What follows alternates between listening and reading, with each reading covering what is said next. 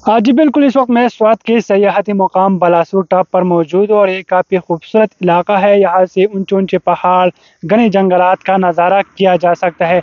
ये मिंगौरा शहर से तकरीबन 33 किलोमीटर के फासले पर है और डाउन डिस्ट्रिक्ट से जितने भी सयाह हैं वो यहाँ पर आते हैं और इस नज़ारों को और खूबसूरत मौसम को वो काफ़ी एन्जॉय कर रहे हैं। इस वक़्त हमारे साथ सयाह मौजूद है, उनसे जानते हैं कि उसकी क्या फीलिंग है। क्या कहेंगे, किस तरह आपने इस इलाके को पाया? क्या आप सयाहों को दावत देंगे कि वो यहाँ पर आए? जी माशाल्लाह, बहुत खूबसूरत इलाका है। ठंड हवा है इधर, ऊंचे ऊंचे पहाड़ है और दोस्तों के साथ हम यहाँ सैर व तफरीह करने आई है।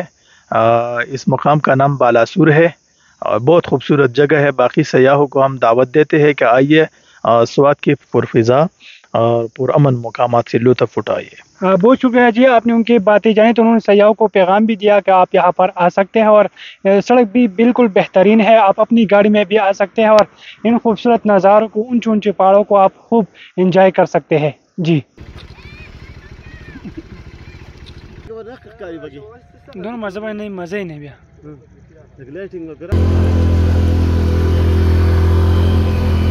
ښکلي نظارې سیند ټاپ ته لا موږ نه یو رسېدلي، ټاپ لا پاتې دی.